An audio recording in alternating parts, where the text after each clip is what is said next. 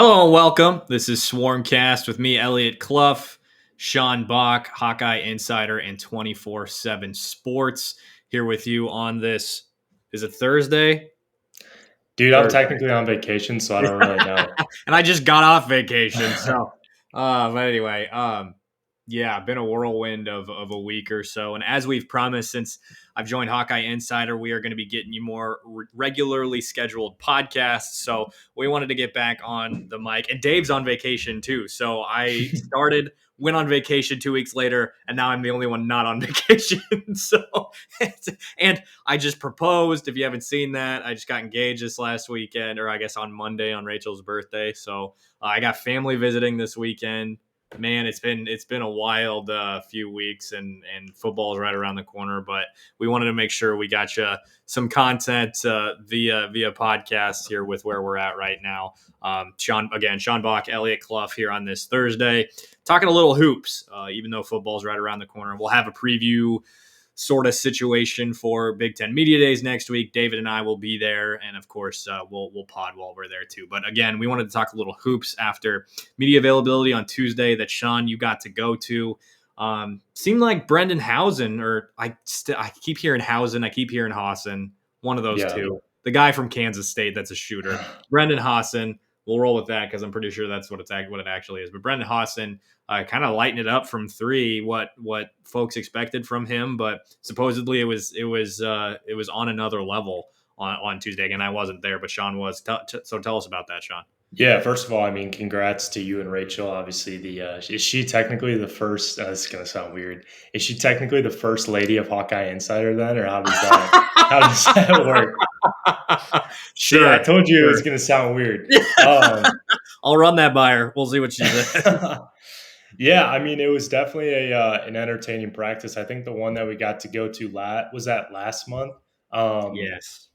That was obviously, earlier in the off season, so there wasn't as much flow. Guys were still figuring things out, and it seemed like during this practice there was a lot more flow and a lot more rhythm to the offensive sets and kind of the things that they were doing. Yes, there were some turnovers, but it seemed like more. You could just see kind of the improved comfort they got with the guys playing with each other. And yeah, I mean, the headliner was definitely Brendan Hawson, and I mean, he wasn't really shooting from right behind the line. It was 4, 5, 6 feet behind the line. Like, he was hitting some deep 3-pointers, and that's what he's coming in to do. And I asked Iowa assistant coach Bryson Williams after the practice, because we got to talk to some of the guys and some of the coaches. I asked Bryson, I was like, what's kind of the big difference with Hawson compared to Mitch Muscari at Drake last year? Because Muscari was playing that, or Hawson is playing that Mitch Muscari role. And, Bryson mentioned that Hawson's really only been back for a week, because he's had that leg issue that kept him out of practice earlier in the summer. He's been back for the last week and a half.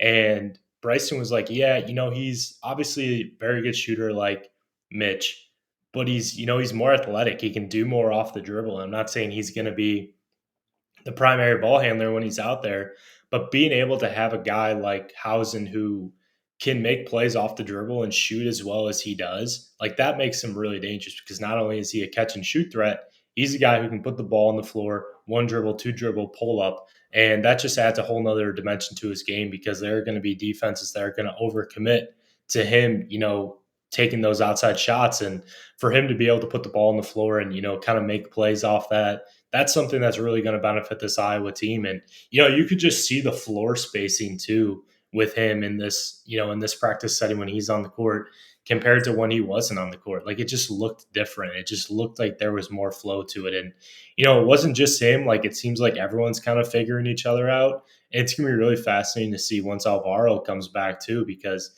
we haven't been able to see him in a practice setting. What's that going to look like when he's back? And Tavion Banks didn't practice either. Sounds like it's, a minor issue with him, not something that's going to be long-term, just something that's been bothering him for the last couple of weeks or last week or so. But yeah, I mean, definitely the biggest takeaway from that practice was Brendan Hawson just shooting the absolute crap out of the ball. And, I know we talk a lot about Bennett Sturts, but he was the guy who was setting up Brendan Hawson on a lot of those shots too. Like he was kind of the guy that was making things happen, creating a little bit, and Hawson was getting those open opportunities. So yeah, it was definitely nice to see him. I think a lot of people tend to forget about Hawson a little bit. I mean, obviously we talk about Bennett Sturts, this freshman class. The staff is really excited about them. And then, obviously Alvaro playing in Spain, but I feel like Hausen was kind of a guy that we weren't really talking about much because, it just kind of, just a completely different team. And, he's going to be a really nice element to this team and, really be a nice piece for them. He was a guy that we were talking about, like, as the media collectively, more when he committed. And it was kind of a flash in the pan, it felt like, because he didn't announce himself. It just kind of, whatever, it materialized. And I think you and I knew it was coming, right? Like it wasn't public, but a guy that, again, got that flash in the pan excitement, and then everybody moved on and then started practice and he wasn't playing. So we didn't get, media didn't hype him up as much because he was on the sideline. But yeah, one of the more underrated additions, I think. I included him at the other place. I included him as a potential breakout guy because he's been a role guy. And he still has that role, right, as a shooter. But if he can really take advantage of playing with a guy like Bennett Sturts, with Alvaro, and have guys that are really good defenders around him too, this could be a season where he reaches that next echelon. Like he's proven as a shooter, right? But he could reach another level. You mentioned him putting the ball on the floor. That was going to be a question that I asked. Did you see him put the ball on the floor much, create anything like that over that time frame that you were watching on Tuesday? No, I mean, just watching like his synergy clips from last year at Kansas State, and obviously he's one of the best catch and shoot guys in the country last year. But I think his 3-point shooting off the catch or off the dribble was like also above 40%. I'm gonna have to look back at that. He didn't really he obviously like is able to do it and he's capable of making those plays off the catch or off the bounce. But I think a lot of it, on Tuesday or whatever day it was, Tuesday, a lot of it was catch and shoot. And, like I said, he was getting those looks, 3, 4, 5 feet behind the 3-point line. And, if you have a guy that can really space the floor like that, like obviously Josh Dix was able to do that some last year. So he was 36.6. Hausen was 36.6% from three off the bounce in his second year at Villanova. And then he was 44. No, let's see. These stats are all over the place. So he was in his second season at Villanova too. He was 44.7%. He was 47.4% on uncontested catch and shoot 3-pointers last year. I didn't write down the off the dribble ones in the article that I put together like a couple months ago, but just to see that sample size at Villanova too, like that's a pretty, telling trait, I think. And I think too, he's going to be able to get more looks off the dribble this year because it seems like, or more looks off the catch this year because it seemed like last year Kansas State, it was kind of just like weird chemistry with how those guys played and just was, see you shaking your head. It just wasn't, on paper it looked like a decent fit, but it really just wasn't a good fit, like style wise. And, I think having a coach like Ben McCollum too, and, kind of the assistants that they have and, just having the system in place, it really feels like these guys are going to be able to maximize, every guy that they have on this team. And, that's one thing that we'll talk about later on with Alvaro that I noticed this past week when watching him with the U20 EuroBasket. It just feels like Ben has a reason for having all these guys on the roster. And you're not just putting guys on a roster best available. Like there is a fit for every guy. And it just seems like the staff does a really good job of, picking their guys, knowing how they're going to fit, and then, kind of just seeing the constant improvement and just like getting them more comfortable. That's something that I, noticed at practice on Tuesday is that when someone would make a mistake or make a wrong read, they'd adjust it. Coaching staff, they'd stop the practice, tell them to, make a change or do the change. Next time out, made that change. That happened like 4 or 5 times. It happened with Cooper Koch. It happened with Trevan Urick. Like it just seems like, they they know how to put the guys in the right spot, and the guys really respond to it well. And I think with Hausen, that's going to be something that, obviously he's going to play that Mitch Muscari type role, but I think his ability to, kind of do more off the bounce too, not necessarily every time down the floor, every time he gets the ball, but I think that's going to be a really nice benefit. And it's going to play off well with Bennett Sturts too. I think those guys are really going to be able to play well with each other, and even Cale Combs, because Cale Combs is more of that slasher type combo guard, not necessarily a true I'm going to beat you off the dribble every time, but he can kind of get to his spots a little bit, and I think that's going to really open things up for Hausen too on the outside, and just having that shooting ability, and if Isaiah Howard can take that next step as a jump shooter, he's kind of the second, third guy in those reads on the offensive end, not necessarily I don't think he's going to really work off the ball, or I don't think he's really going to work at the two much. I think he's even more like he'll be 2 or 3, but I think he's more of kind of a 3. But Hausen's kind of that too, and if Howard can take the next step as a jump shooter, I think that's going to be really valuable for this team as well, because you have Sturts, you have Hausen being able to shoot at the 1 and 2 spot. But if you can get Combs and if you can get Howard to really take that next level as jump shooters too, that could be a really valuable thing. And potentially having 4 or 5 guys on the court that can shoot the 3 is that's hard to defend, especially with the offense that they play and the read and react, because that's a really hard offense to game plan for. Mm-hmm. You mentioned, I mean, it's not just the backcourt. Like you said, 4 or 5 guys that can shoot, Folgueiras. And then you got guys like Cooper Koch and Trey Thompson off the bench. So it doesn't end right there. And, of course, Tavion Banks, that's something he's worked on this offseason that the staff has noted. But heck, that's another thing. I mean, not to disrupt you, but Trey Thompson, forgot about him too. He was yeah. at practice. He was at practice on Tuesday, and he can lift with the team right now, but he can't necessarily practice because he's still technically a prospect in a way. He has to finish his high school classes before, and he has until August 15th to do that. And he's got 4 practices, so he's kind of been grinding away a bit. But yeah, just having him on there too. But go ahead, Elliot. What were you going to say? I was just going to say the ability to shoot the ball is something that McCollum has noted that his team last year at Drake didn't have, and that people have harped on about how slow it was, and oh my god, and it's lick lighter all over again. I just can't continue to reiterate more that is just absolutely not the case. The ability to shoot the ball has improved with this year's roster, at least on paper. We haven't seen it in a game, but that's just going to continue to emphasize that 2 on the ball offensive philosophy, offensive focus, and get guys open. And when you have a passer like Bennett Sturts, that's just going to put them in a better spot. Now, regarding, I'm really honing in on Hausen being on the ball or not. I'm just curious because they didn't get that extra ball handler out of the portal that they would have had in a guy like Ashton Williamson or who was the guy from High Point? Kezigifa. Yeah, Kezigifa. Yeah, this is where Kyan Evans would have been awesome too. Right. So a guy like Hausen, can he be a tertiary ball handler behind a Cale Combs because is it just a situation where you have the ball in his hands, he can put the ball on the floor, that's it. You're not going to have him be a creator for others, nothing like that. I don't see that. I see him as shooter, guy who can put the ball on the floor, but you won't force him to create for others.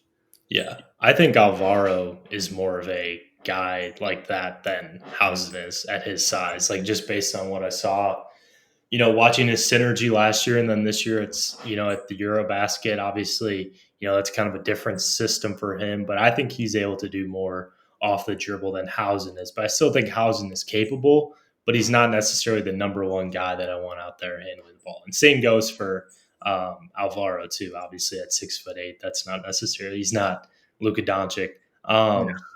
But it's a really interesting situation because the coaching staff will be upright with it. They're like, we do not have a lot of guards, and that begs the question too. Do you see a Peyton McCollum in there for emergency situations? How does that your face there? I mean, I think Peyton's capable of doing it. I think he's not necessarily someone you want to rely on, but I think he's shown in the last couple of weeks that he's capable of doing it in spot minutes if need be, but I don't think it's going to be something that the coaching staff really wants to get to at this point this year. Maybe at some point in Big Ten play. I don't know. Like I it's would really I tough. would I don't think they're going to go that deep, but you never really know. I would just say like in an ideal world, you probably get like Brock Harding-esque minutes that he had his freshman year out of Peyton McCollum as a freshman. Maybe less. Like right. Like I mean as in like the way he played that year, because he was a spark plug off the bench. He hit some threes. I mean, but he was a defensive liability. Peyton McCollum's bigger, probably going to get better defense out of him than you got out of Brock Harding. But just get him on the floor was not something that I think a lot of people were thinking, oh, that's going to happen year one, or oh, Yeah. it'd be good if that happens year one. He's pushed down the bench by the ad of Trey Thompson, even though Trey Thompson is technically a front court guy. I mean, Tate Sage has said it himself to me, is like, I'm a guard. Like he's listed as a wing, listed as a forward, but he says I'm a guard. So I would be more comfortable with seeing Tate on the floor. But yeah, it's not an ideal situation. Of course, we don't really, at least I can't speak for you, but I don't really know what happened with Ashton Williamson. Having that depth would have been really positive. But yeah, they are definitely lacking guards. But anyway, Yeah. one other thing that I wanted to hit on is Trevan Urick. Again, another we haven't gotten the pronunciations for these guys yet, so apologies. I keep hearing Lystico say Yurok, but I've never heard that. But anyway, which if he's right, apologies, Chad. So he's a guy that I have beat the drum that I think he deserves minutes in year one, and I think he's just continuing to prove that. One thing that McCollum said yesterday on that Iowa Everywhere interview is that he's really benefited from Alvaro being overseas. Like if there's anybody who's developed the most or benefited the most with Alvaro being overseas right now, it's Trevan. Do you think he's worked his way into that role of playing in year one, especially maybe after what you saw yesterday? Yeah, I mean I think there are some games where you're going to need him. And I think, real quick, going back to the point guard conversation and the guard depth, like Bennett Starks is still going to play 37, 38 minutes. Like, obviously it's going to be an adjustment playing in the Big Ten. That's going to be, a grind compared to the Missouri Valley, but he's still going to be playing a lot of minutes. Like he's an Iron Man out there. But yeah, with Trevan, it's interesting because he looks more comfortable, but you can just tell they're like, he's slimmed down a little bit too, but you can just tell that there's kind of a certain, like, I mean, this is the case for every freshman, unless you're like the elite. It still feels like there's another, step that he needs to take to be consistent minutes. But they were really excited about his energy. Like if he can come in and make those hustle plays, make those energy plays, be a really strong rebounder, like a guy that can really help on the glass and, make plays as a passer too, because that's one of his big strengths. Like that's really what you need from him. Like if he can compete on the glass, if he can, alter shots at the rim, not necessarily be a shot blocker. I don't think he has the vertical ups to be a, fantastic shot blocker, but I think he has enough length and size to, be a guy that can alter shots at the rim. And, that's almost as important as blocking shots. Like, and you obviously need guys on the floor too that can rebound a little bit, but, there's a big difference between having a guy who's 6'11" and 6'9" playing the five. Like I feel like that's a really big, you know, difference. I mean, Cam Manyahu, I think, is going to be a pretty good Big Ten five man, but I don't think he's as skilled as Trevan is. I think he moves really well for his size, and they used him in ball screens in that read and react offense, and it worked out well. But I think Trevan, like, no one is more tailor made at the five for this system than he is. But, there's a big adjustment period that comes with it. And, I think if he can come in, first year, it's going to be him making those hustle plays, competing on the glass, defending the rim. That's where he's going to have his best chance of, making an impact in year one. I think, offensively, that's going to be a nice trait too. Like he's going to be able to bring, something there. But, as year two, I think that's when we really start to see the offensive production come to be. But year one, I think defensively is where he's going to make the biggest impact. And, if he can really buy into that and be able to make those plays at the rim and rebound, like if he can do that and adjust to the physicality, then yeah, I think he's going to be able to find a role. But then again, it's like, how deep is Mac going to go? Like, that's one thing that I think a lot of people, I know when I put out my forecasting the rotation, I had people like I had like 10 people playing or like 10 guys playing minutes, and people were like, well, Mac only plays like 8 or 9 guys or like 7 or 8 guys. It's like, yes, that's true. This is also the Big Ten though, and he also has more depth this year. So it kind of goes like, okay, you're gonna need more guys to play. So yeah, it's just but that minute conversation is really, really fascinating to me. And I think Trev, I think it's going to be probably later in the season that we really see him come to be. I mean, hopefully he really ascends early on, but in his first year, it's really going to have to be up to him, being able to contest, compete for shots at the rim, guard the post, um, and, just not be a step behind, because I still think there's some, he can move well laterally, because that's going to be a big thing too. I think a lot of teams are going to try and put him in ball screen situations and make him uncomfortable. I think he's, good enough to move well laterally, but I think that's going to be a really big adjustment for him at the Big Ten level. Kind of defending those ball screens and playing out in space as a defender, because that's where he's going to have to really make an impact when he's on the court. Yeah, retweet everything that Sean just said. I agree with all of it. And I hope we get to see a little bit of that flashy passing this year with him up possibly in the rotation. And you mentioned, yeah, Mac only plays 8 or 9 guys, or that's been maybe, I don't know if a concern is the right word, but he also adjusts based on his personnel. Like that is who he is as a coach. I don't think putting him in a box is actually accurate, just how he's coached, because he will adjust to find ways to win, and he will play the most maybe efficient way possible to win basketball games. So I don't think putting him in that, oh, he only plays 8 or 9 guys box is fair. Anything else out of practice yesterday? Um, Nothing crazy. I mean, Cooper Koch, I think, is getting more comfortable with the system. Um, there were a couple times where they had to stop practice because he wasn't, he didn't make the right read or he didn't make the right, play.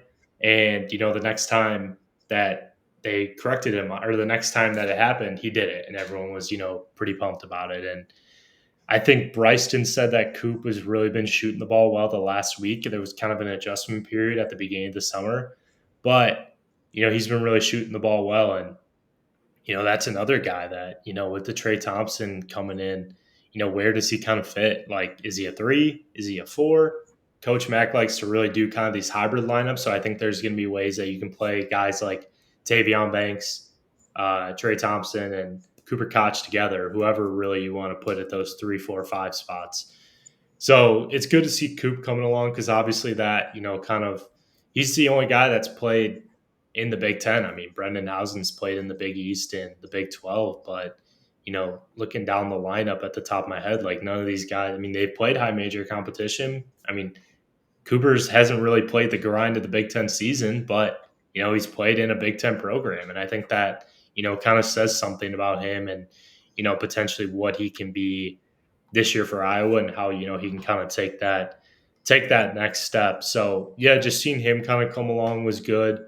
Um, Not much else really. I mean, I thought it was interesting that Bryston said that Bennett, Cam Manyahu, and Tavion are kind of the three. Was it? It was one. It was either Tavion. I think it was Tavion. Those are kind of the three most consistent guys in terms of every day just being consistent. And right now, if I had to project it, starting lineup wise, just kind of based off what I've been told and kind of just practices, say it starts at the 1, Housen at the 2, Tavion at the 3, Alvaro at the 4, Cam at the 5. Um, with Isaiah Howard coming off the bench, Cale Combs coming off the bench, Cooper coming off the bench. There's obviously guys I'm forgetting too. Trey Thompson probably playing that 10th, ninth. That's just it's just interesting because you have like I feel like you have if you're Iowa, you probably have 10 or 11 guys that can play like decent minutes. I mean, I Yeah. think there's going to be, an adjustment for Trey Thompson, obviously, because that's really hard to do. Being a reclassification freshman going up a year, like that's a really hard adjustment period. And also getting into practice late, like, obviously Coach Mack and the staff wouldn't do that or wouldn't have Trey do that. They didn't feel like he was capable of, making contributions in year one.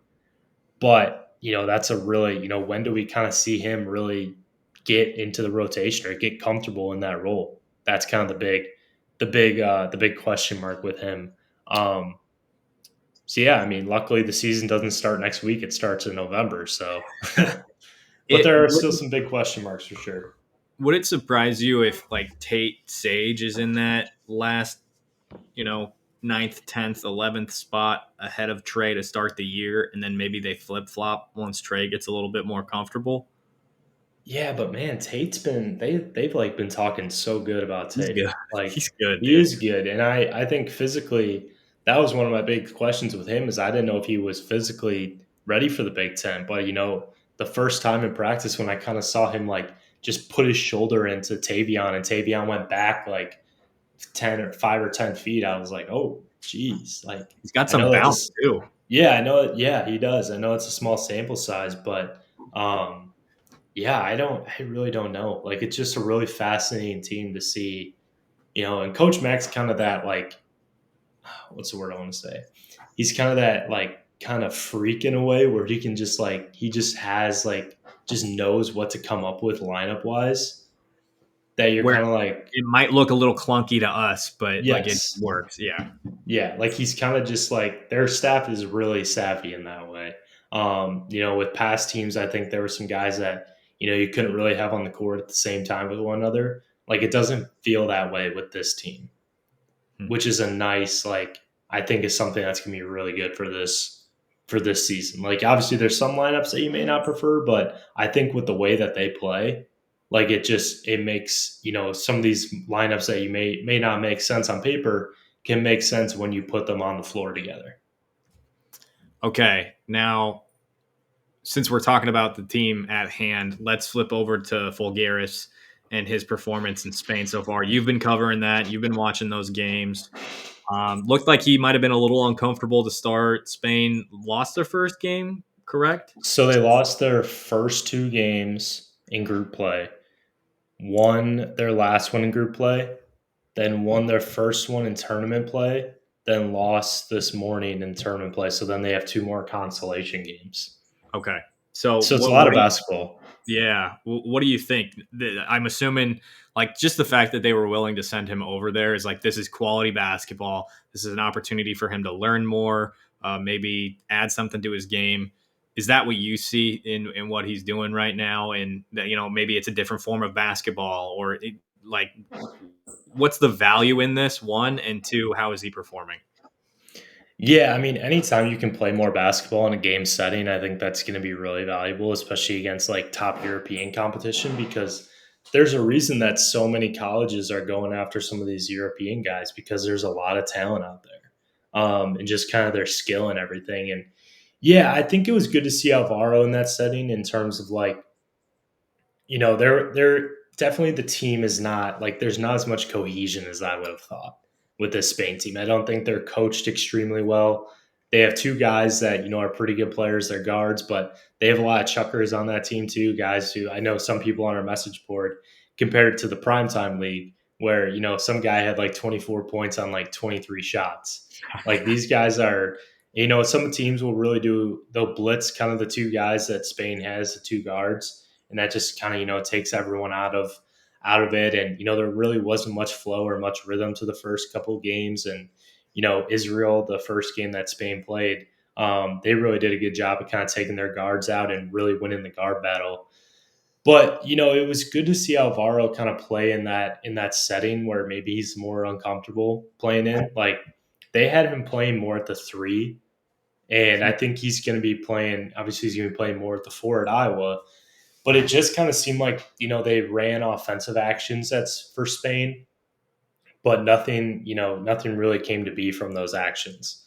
Like, it made sense, but there just really wasn't, much finishing with it to each offensive possession. So, yeah, I mean, and I think one thing too is this was kind of seeing him play was, it kind of he's a passionate player. That's one thing that Coach Mack mentioned is that he's a really passionate player. And I think sometimes like the highs and like he goes with the highs and lows of the game. And I think you notice that some of the frustrations that he had throughout the week because his team wasn't playing well and he wasn't shooting the ball well either. He had some really good looks, some open looks, but he just wasn't getting those shots to go down. And whether that his shot was flat, his mechanics were off, there was kind of goes hand in hand there. um, but it was just like, it was good to see him in that setting. I think there were things that I came away more optimistic with in terms of, okay, he can get those shots. He's capable of making plays off the dribble. But it almost reminds me of Peyton Sanford in a way. They're different players, but when they kind of force the issue a little bit too much, or they're kind of forced into that scoring role or force themselves into it and don't play within the rhythm of the offense, then that really takes away, they kind of get crazy or make some crazy decisions or, kind of get loose with the ball a little bit. But I think with Alvaro, he has a setting at Iowa and a system at Iowa and a coaching staff at Iowa, like I was talking about earlier, is going to put him in a better position than, his team in Spain. Because I think, having that system in place, having that discipline, and having the best point guard in the country in Bennett Sturts, like I think that's going to be really valuable for him. And I think too, like, I think on the glass, I don't know how comfortable I feel about him playing at the 5, like in terms of defending, like necessarily in the post. I think he's more lockstep at the 4 in terms of, who he's going to guard defensively. Maybe some threes, but there were times where he got beat off the dribble pretty bad. I don't know if it was just lack of defense or lack of, principles. He got beat off the dribble pretty bad, but so that's like the defensive question is a big one for me, but I think he's going to help on the boards a lot. I mean, he's not an elite rebounder by any means, but he's got really good hands and he's got length. Not necessarily going to grab every rebound, but his length and ability to kind of tip the ball around and kind of alter and contest different rebounds and kind of get in the mix, I think is going to be really valuable for Iowa. And like I said earlier, like his skill, just being able to make plays off the dribble. There were some games where obviously he wasn't shooting the ball well.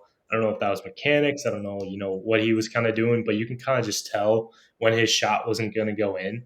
But when his shot wasn't able to go in, he wasn't just making plays, in like a triple threat position or like making passes, making reads like that. He was making passes off his drives and, setting guys off his drives. And I think that's what makes a really good passer. We talk about guys who, are good passers right when they catch the ball and make that read. But if you're able to make plays and passes and find guys off the dribble when you're taking the ball to the rim or getting, attacking the defense and getting downhill, and you can make plays like that just makes you that much better as a passer and that much more valuable as a piece on the floor, as an offensive piece on the floor. Um, because not only are you attacking the rim and like getting causing the defense to focus on you, but if you have the presence of mind to be able to find guys who are open on the 3, whether it's down low too at 6'8" and being able to do that, like capable of doing that and beating guys off the dribble, that just adds a whole new dimension to your offense and makes you, that much better of an asset for your offense. And, having a guy like that in Alvaro, I think there is some versatility. Like, I think, I could maybe even see him playing the 3. Like, I think he's more comfortable at the 4, but I think I could see him playing the 3 in some lineups. And heck, why not play at the 5? But then again, you kind of have that, maybe you can kind of interchange him and Tavion Banks together and, maybe play Tavion at the 4, Alvaro at the 5. I don't know. Like it's going to be really fascinating to see how they kind of use him. I think he's more of a 3-4, definitely a 4, maybe some 3. I don't know. But I think, there was definitely some positives to take away from it. If he's shooting the ball better, which I think he will be at Iowa, he would have had a much better tournament. I know that's kind of obvious, but I think, as his shooting went, he kind of got frustrated a little bit. And I think if he can kind of fix on those mechanics a little bit and, kind of get his shot less flat, that's going to be a really, really good step for him because, man, if he can shoot 40% for Iowa, like that is just a major, major thing. And, that just makes him more efficient and more kind of just like him as a player as opposed to, kind of sometimes maybe forcing the issue because, I talk about him being able to make plays off the bounce. Sometimes, he has the Peyton Samper where he ultimately, makes too much of a play or, kind of overdoes it. Like just play within yourself, play within the system. Yes, you have freedom, but like you don't need to force the issue. And I think once he gets into a system and gets into a, kind of team oriented, like with a strong coaching staff like he has at Iowa, that's going to really be when he ascends and can really, they can really maximize him because, once he's playing within himself and when he's comfortable, that, makes a heck of a difference. As far as these next consolation games, are they on YouTube? Where can people watch those? Yeah, they're on YouTube under the FIBA YouTube account. They are on the 18th and 19th. I don't know if they've released the times for those Okay. games yet, but they I wonder they play Israel tomorrow and they obviously lost to Israel in the first game of group phase. Israel got upset by was it Germany or Slovenia? One of the two. Um but yeah, it'll be nice to get I mean they're out of tournament play now, like in terms of they can't win it anymore, but they're in the consolation. So I don't know if they're gonna like, change things up or but Alvaro's, it's really just like those 3-point shooting numbers. And, I think the sample size that we have we have at Robert Morris is a lot more telling of his game as opposed to, the FIBA ones. Yeah, I think I mentioned I have family visiting this weekend, but I'm definitely going to watch one or both of those as the opportunity presents itself.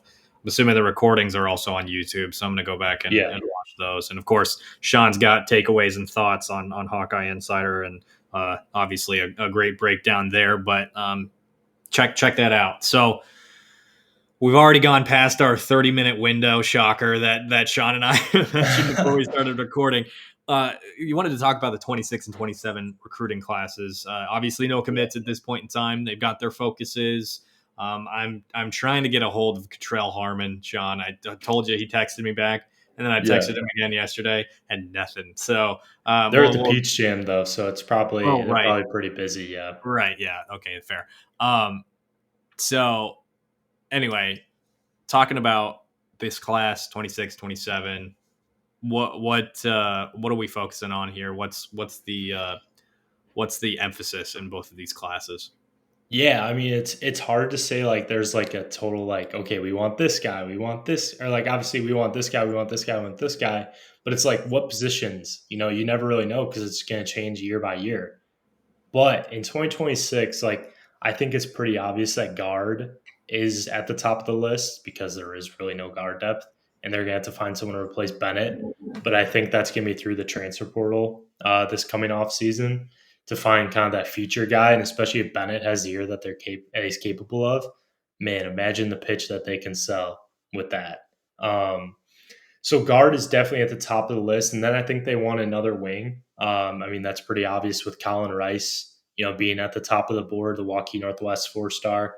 They have a couple, guys that they're trying to get on campus on the wing in the next couple weeks because after this live period, there is a another period where they're allowed to get visits on campus, a couple guys on campus, and I know they have a couple set up right now.